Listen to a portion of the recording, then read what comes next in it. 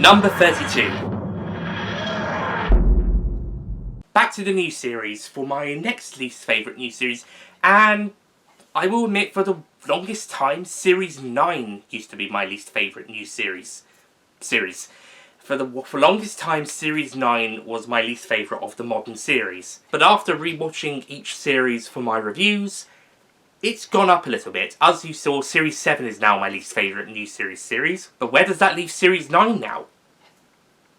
Well, it's not second to last either, because that award goes to Series 8.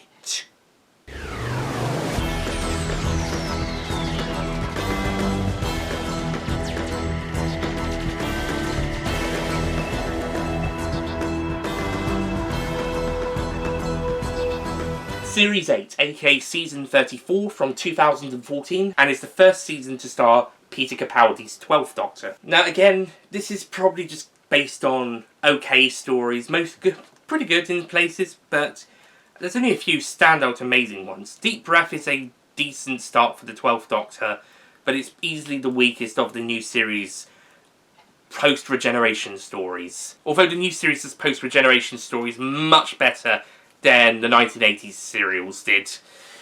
The 1980s ones weren't that great. So the new series, all of their ones have so far been better than all the 80s ones. Into the Dalek is a okay Dalek story. Robert of Sherwood is pretty fun. I actually quite like to listen. I mean, there's not really a huge amount to it. It's a bit scary in places, but other than that, there's not really much to it. But it's a pretty good one. Just good. I'm not going to rave over it like some fans did at the time, or hate it like some fans did at the time as well. Time Heist is a really fun episode. That's very good. The Caretaker, that's a pretty good one. Unfortunately, it's written by Gareth Roberts, but the episode's still good. Kill the Moon sucks. This is another one where it's had the love it or hate it debate back in 2014, and I'm on the I don't like it side on this one's case. With Listen, I'm kind of yeah, I like it, but I'm nearer to the fence than most people who like it. Kill the Moon, I'm in dislike territory. Sorry. Mummy on the Orient Express and Flatline, however, again, saved this season. Maybe Time Heist as well, but mostly these two. These ones are fantastic. Bonus points for both having trains in them, and extra bonus points because they're both written by Jamie Matheson, the MVP writer of the 12th Doctor's era. In the Forest of the Night, it's not as bad as most people say, but I can understand why they don't like it. I think it's just okay. And then we got the bad Darkwater and Death in Heaven series finale. Possibly the weakest series finale of a new series that isn't set on Gallifrey. Note, that series, I'm not including the End of Time in that, because I actually think the End of Time is pretty good. But Hellbent and Essentially the Cybermen and The Timeless Children are the worst series finales of the modern series.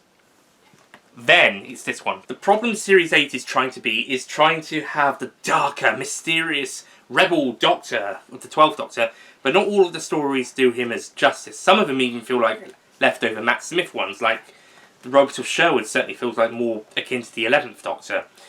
And whilst they're trying to give a more alien perspective of the 12th Doctor, and Capaldi does that fantastically, it just doesn't quite fit with some of the stories. It's just some of them are just more of the same, it's just with a new Doctor.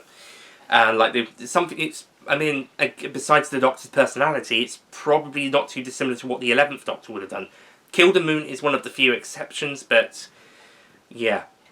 The series arc of this one isn't quite as good. The Missy stuff's pretty interesting, although her being the Master is one of the most obvious reveals that they could have done. And whilst Clara is better developed, she starts to getting a bit more annoying and less likeable in this series. Danny Pink's alright, and Samuel Anderson does a good job with him, but overall this series felt like it could have been a little bit stronger. Also, why are they building Courtney Woods as a secondary companion, and then do nothing with her after Kill the Moon? Well, let's just hope Series 9 picks up on Series 8's issues and kind of irons out the kinks and makes it a little bit stronger. Well...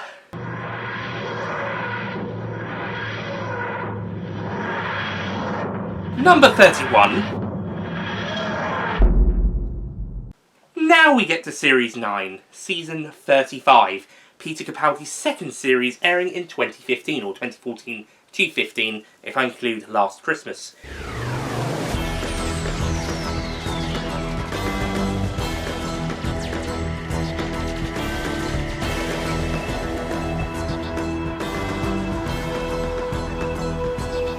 Okay, so the reason I used to not like Series 9 was I wasn't really a fan of the stories. I was happy with them at time broadcast for the most part, and then opinion changed over time. Slight improvement later on for the most part, but yeah, Series 9. Again, same problems as Series 8, except some of the scripts are really not very good in this case. Hellbent is the absolute worst series finale ever for any series, and is one of the worst episodes of the show, and certainly the worst of the new series. And that alone sours Season 9's reputation, even more than the Space Pirates for Season 6, or Warriors Gate for Season 18 for me. But there is some saving graces. Heaven Sent is one of the greatest episodes ever made, and the Under the Lake Before the Flood two-parter is also bloody brilliant. I also really enjoy Jamie Matheson's script, The Girl Who Died, co-written with Stephen Moffat. Probably his weakest script, but still very good. And the Zygon two-part is also great. Slickman Moore I don't think is as bad as other people say, but it's definitely not as great of an experiment. Again, like Trial of the Time Lords, it tries to do something interesting, doesn't quite succeed. And I actually quite like The Husbands of River Song as well. I thought that was a pretty sweet way for River Song to go out. It is cheesy. I think this one is supposed to be the pantomime story of Doctor Who, the Christmas pantomime. And definitely a more festive and cheery episode after Hellbent. But yeah, I can see why some people don't like this one. Oh, this one's Thomas Hayden James's least favourite episode. So it must be Will Maddox who chose Nightmare in Silver. But yeah, I found this one a fun one, and a good way to end River's story. Last Christmas is also a good Christmas special, even if it gets a bit confusing, but hey, I think that's how it's designed. Was that a confusing Stephen Moffat story? Wow, I would never have guessed! Although, don't tell that to Jenny from the Universal's Discord server, because she'll then go on about how you just don't understand Stephen Moffat. Yeah, she's a Moffat simp, and a Capaldi simp at that. Sorry, Jenny. Love you. Also, The Woman Who Lived is a pretty decent story on a character level, but they throw in the lion alien creature, and it doesn't entirely work. I see where they're going with it, and they nearly succeed, but then they kind of mess it up towards the end. Hello, Nick from the future here, just recording a little extra segment. I forgot to talk about the Zygon Invasion and the Zygon Inversion and Face the Raven during the recording of this segment. So, quick thoughts on those 3 episodes. The Zygon two-parter is pretty good. The second episode definitely has a very good, brilliant speech by Peter Capaldi. Yeah, it's a bit on the nose, but Capaldi delivers it fantastically. Face the Raven I find is a good one. It's mostly there to have Clara killed off, though Sarah Dollard did do a very good job with her story before she was given that story beat to add into a later draft. It's a very good extra on the Series 9 DVD and Blu-ray about that. But yeah, it's a good episode. Not amazing. It's most notable for Clara's death scene, but it's still a pretty good one as well. That just leaves the season opener, The Magician's Apprentice and The Witch's Familiar.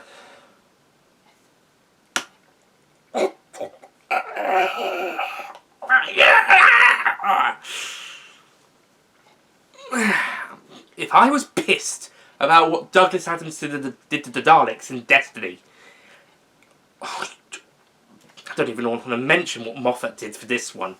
And don't even get us started on the tank scene. This is the episode where many people just left the series and either didn't come back, or at least not yet, or waited for Capaldi and or Moffat to go, depending on what they thought on Jodie Whittaker and just Chris Chibnall. But still, this two-parter. Oh. One of the criticisms of Series 7 and 8 is that there was too many single-parters. There wasn't enough two-parters. Only the Series 8 finale, but there hadn't been a two-parter since towards the middle of Series 6. So this series is mostly comprised of either two-parters or linking together stories, like Girl Who Died, Woman Who Lived. But it's not quite as good. It doesn't quite work as well. And sadly, Series 9 just isn't that great. Also, one of the weakest story arcs of the modern series, the Hybrid.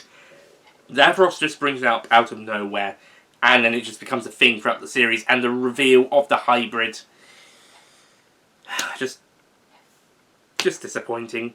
The whole "the Doctor is gonna die" confession dial thing also doesn't quite work, because we've done this arc 3 times already, twice in the Moffat era. Series 6 and the end of Series 7 and the 50th anniversary specials did this as well, as did the 2008 to 10 specials. Next time we have a whole Doctor is gonna die story, can we just contain it to a story or two, like what Power the Doctor did, kind of?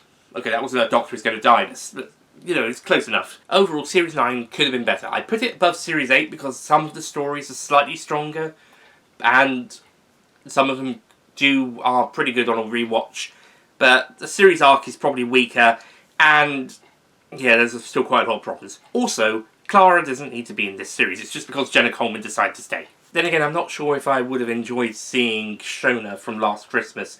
Maybe. She could have grown on me, but I would have preferred to have a second season of Bill and Nardole.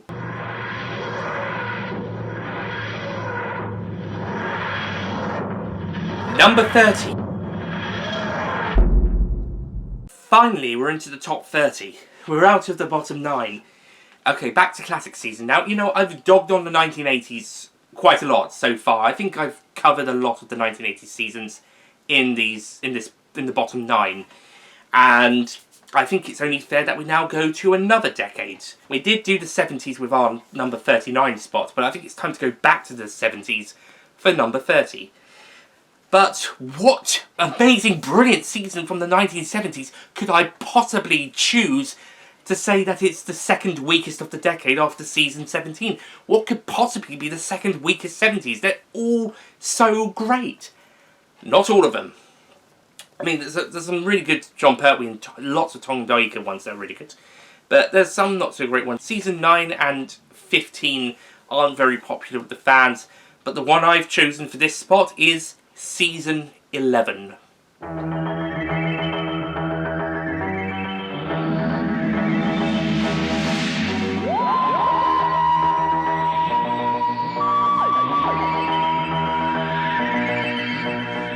Season 11, starring Jon Pertwee as the Third Doctor for his 5th and final season. What is it with final seasons so far? The first 4 I've talked about are all in the bottom 10.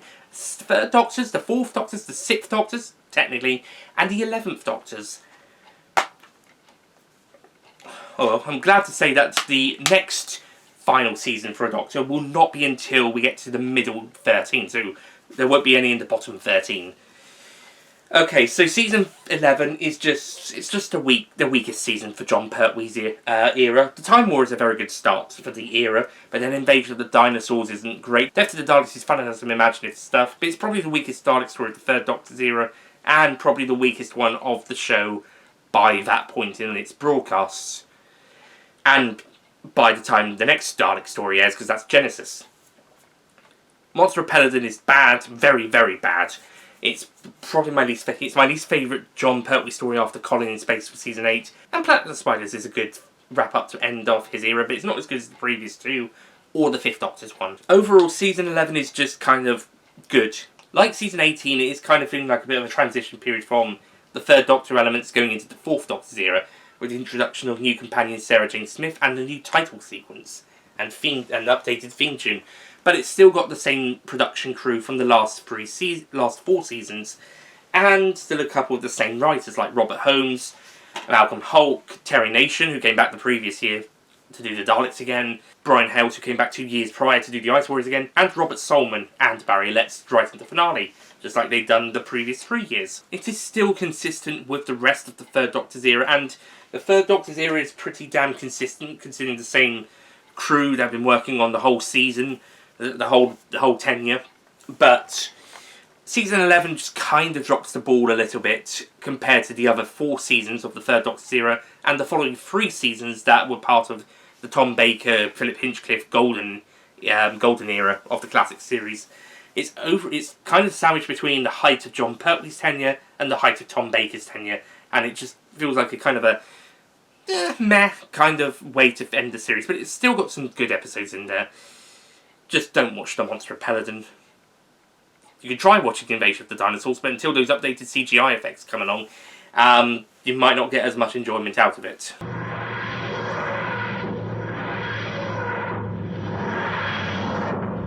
Number 29. We're finally into the 20s, and if you new series people think I was ragging on Moffat a bit too much, well, it's time to rag on a different showrunner. Who's it going to be this time? Well, it's not going to be RTD, because all of his are in the top 20, at least. So it'll have to be Chris Chibnall. So, what's my least favourite Chris Chibnall 13th Doctor season? Series 12.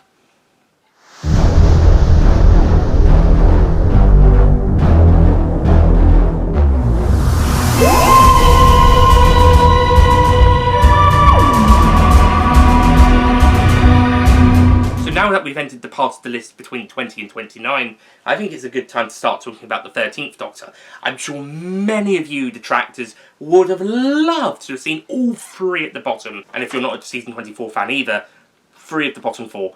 I bet you would have loved that. But I actually think the 13th Doctor series is pretty decent in most places. There's some really good stuff in there. Unfortunately, there's also some really questionable decisions, some really bad stuff. And yeah, it's overall the Chibnall-Whittaker era just wasn't quite as great. The second series of the 13th Doctor's run from 2020 to 21 if I count the Revolution of the Daleks is probably the best example of that. Oh, and season 11 was 1973 to 74, by the way. Series 12, season 38, and by the way, series 9 was season 35, series 8, season 34. But series 12 just feels like it's a very different series to series 11. Which wouldn't be too much of a problem on its own, but it just feels like they're made by very different showrunners. It does kick off more like a refined Series 11, but then it gets all over the place with what it wants to do. It wants to do the series arcs, but they don't focus it enough in enough episodes. They want to be like the RTD era again, but also still staying to what they had in Series 11.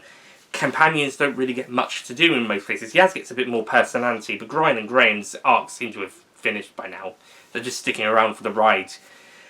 We have the fantastic reintroduction of the Master played by Sacha Dhawan, but after the opener, the series arc just only gets focused on in the middle and then just kind of ignored in other parts until we get to the finale. It is a bit of a shame. By the way, when I say the finale, what's actually Haunting Villa Diodati before the finale, but you know, Orphan 55, Nikola Tesla, Can You Hear Me, and Praxeus don't really bother with it. They're trying to be Series 11 style standalone episodes in Series 12. Certainly the Orphan and Nikola Tesla. Could this work? Well, sometimes and sometimes not. I found Spyfall, fun fact, the second new series story to only be called Part 1, Part 2 for its individual episodes after the end of time. I thought Spyfall was a pretty good and fun opener to the series, but Orphan 55 is a mess. It is not good. Nikola Tesla's Night of Terror is much better, and my opinion on that has significantly changed much better after watching it for the first time. Fugitive of the Judoon, however, starts off really great, and then it goes into a weird territory, going from fun space rhinos on Earth looking for a fugitive story to a what the heck is going on here story with the return of Captain Jack for some reason, and the fugitive turning out to be pre-Hartnell Doctor? What? And the whole Gallifrey stuff, even though Gallifrey's destroyed again? Oh man, this episode is so weird. Praxis is alright. I think it does the environmentalist message better this time round than Orphan 55. Can You Hear Me is good, but mostly with some of the emotional scenes between characters, though that one with the Doctor and Graham could have been rewritten. But I don't think it's as good of a mental health episode awareness episode as St. Vincent and the Doctor. It's better than Kinder, though. Haunting of Villa Diodati is the standout episode. That is fantastic. The series finale has Century of the Simon and the Timeless Children is not. And Revolution of the Daleks is pretty fun. I'm not going to go into the finale details. You know what the problems are of that one. Even without the whole continuity change stuff, there's still a lot of other problems in there. Like how they're trying to focus on the Simon story, but then they've also got the Brendan stuff, and then there's trying to do 4 different plots at once in the final episode. It's a fucking mess, and that's before you have the whole Timeless Child and its reveal stuff in there. Hi again, Nick from the future. Forgot to mention Revolution of the Daleks when recording this segment. Yeah, this was a pretty good New Year episode. It's the weakest of the 3 Dalek New Year's episodes in the Chibnall Whittaker era, but it was still very good. I enjoyed it more at the time of it came out, but even though it went down in opinion a few months later down the line, it's still a pretty good episode, and yeah, it certainly caps off Series 12 better than the actual finale. Same for Series 11 and 13 as well. In fact, all 3 Dalek New Year specials are the better closures to their respective series.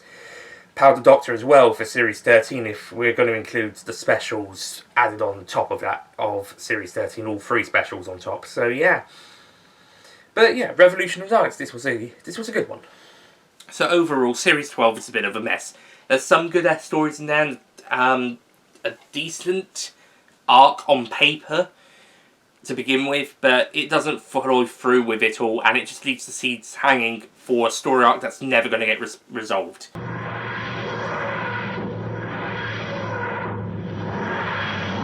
Number 28.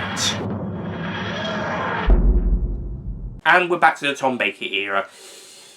And this time round, we're actually in pretty decent territory because his first 5 seasons were pretty good for the most parts. It's really just the last 2 that weren't that great, but one of those first 5 has got to come out on bottom, and unfortunately season 15 kind of takes that bottom spot.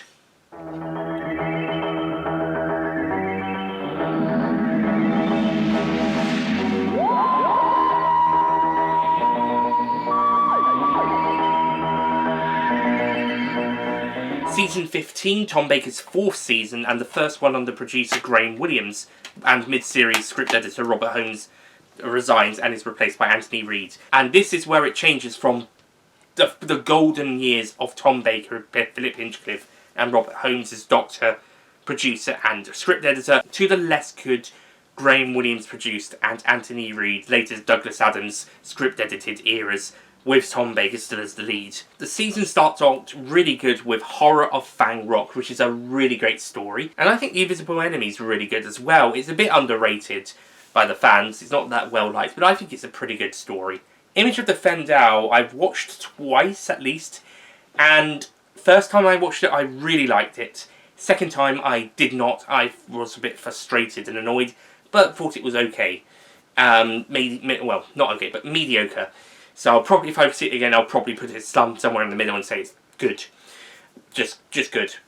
So, yeah, I'm a bit, not entirely solidified with that one. Sunmakers is also just okay. Underworld is terrible. And I actually quite enjoyed, well, not enjoyed, but I've actually quite liked Invasion of Time. I actually think the Sontaran stuff is the best bits, probably because it's Sontarans. Though, I do think the actor playing the Sontaran is the weakest Sontaran actor. Even if the ones in the 2 Doctors were too tall, I at least think they tried putting a decent performance for their Sontarans. Though the best Sontaran actors is Kevin Lindsay and anyone from the new series, throwing in the Sarah Jane Adventures with that new series one as well. I think season 15 stays quite consistent to what came before, but with a slightly lighter tone. Certainly later on, which leads to the comedic side of the era in the next 2 seasons, especially 17. But it's still a pretty good run. Also, K9's in most of it, which is awesome.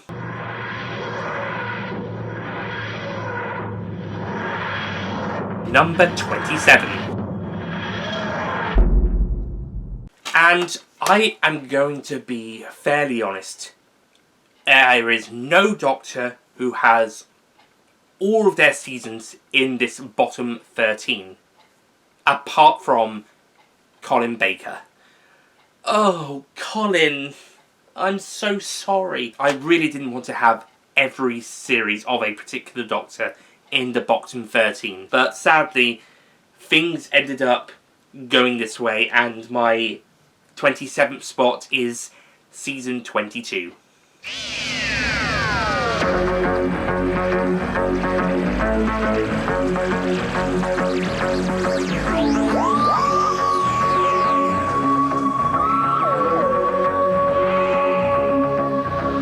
Colin Baker's first season from 1985.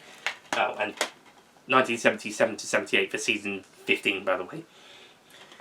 Oh, Colin, I'm so sorry. I didn't want any Doctors, their whole tenure, to be in the bottom 13.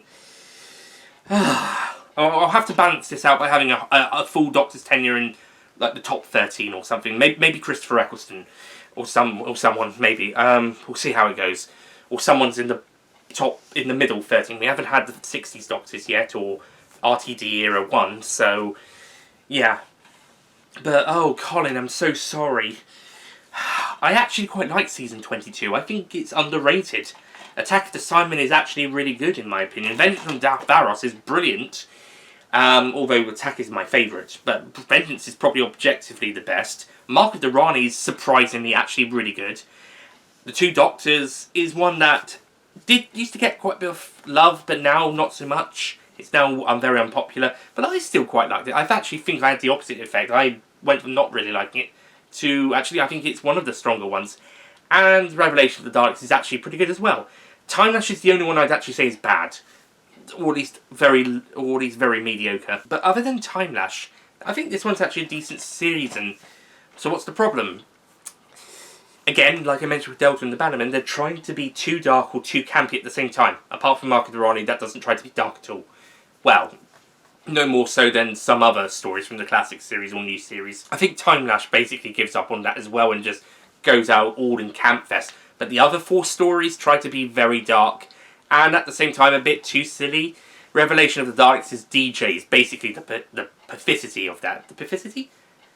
Not quite sure, but yeah. Vengeance on Varos is probably the closest to an outright dark story, but there's still a bit of 80s camp in there, and Two Doctors really has a tone issue. I think that's the problem with many of these 80s stories, is that they don't know whether to be super camp or super dark, and it just kind of be an awkward blend of the two, not helped by the production. It also doesn't help that we've got possibly the least likeable Doctor in this season. Okay, he's worse than Twin Dilemma in season 21, but he does start growing across the season. But then we get to Time Lash, and all of that, the character development is back to square one for a bit before we get back to where we were for Revelation, the last story of the season. Yeah, Time Lash, basically the 6th Doctor forgets all the character development that was slowly but surely progressing throughout the previous 4 stories. Because there is some character development for the 6th Doctor in this season, believe it or not. He does start to mellow. Not by much, but he's starting to not be as rude, abrasive as he was in Twin Dilemma. But Time Lash throws that out the window for 2 episodes, for some reason. But, yeah. And I think that's how the 6th Doctor ends up being a bit nicer and mellow in Trial of a Time Lord, for the most part. As well as the basis of what the Big Finish audience would go with before they develop even further. But, yeah, the development is still quite slow and steady, and the 6th Doctor Perry relationship is possibly the most, what's the word? Like, they're not really that good for each other. Dysfunctional. It's one of the most dysfunctional Doctor-companion pairings. Again, it's getting stronger as the season goes on, besides Time Lash, which throws it all out the window again. But then Revelation of the Daleks goes back to it, and then even better in Trial of a Time Lord and Big Finish. But it's still not great, and it seems to be that is what's causing the problems. The Doctor's characterization so far in this season, and his relationship with Perry, who's basically like a victim of circumstance by this point. Look at the last 3 stories of season 21 for a good example of that. But things do seem to be improving for their relationship throughout the season, apart from Time Lash. But yeah, I could see why a lot of people didn't jump on board with this at the time, and why many new fans who aren't in love with the Sixth Doctor as much as other fans probably aren't enjoying this season as much as those other fans. And for me, as much as I do like season 22 and think it's underrated, I do think it's one of the weaker ones of the show. I think it's one of the stronger ones of the 80s, but not so much of the show overall. I think we've got 3 more 80s seasons left, and then that's it. And spoiler alert, they're a lot higher on this list.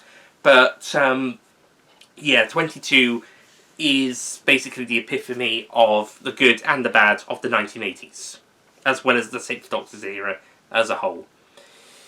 Which is just saying because I actually really like it. Okay, so at the point of this recording this video, I'm not sure how many parts I'm considering. I think I'm going to consider doing like a 6-parter plus the introduction. So this is the end of my part 2 then, as we're up to the end of the bottom 13.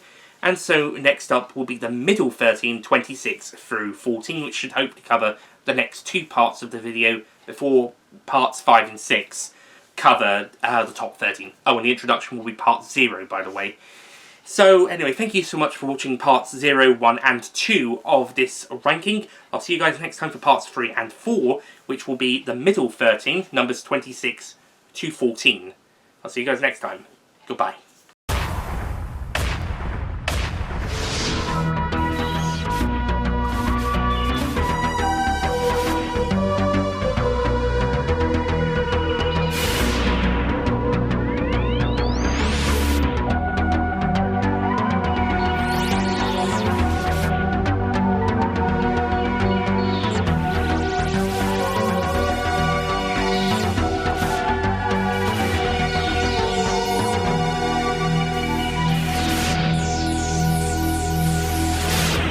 Don't forget to click below to subscribe to the Nicholas Payne YouTube channel.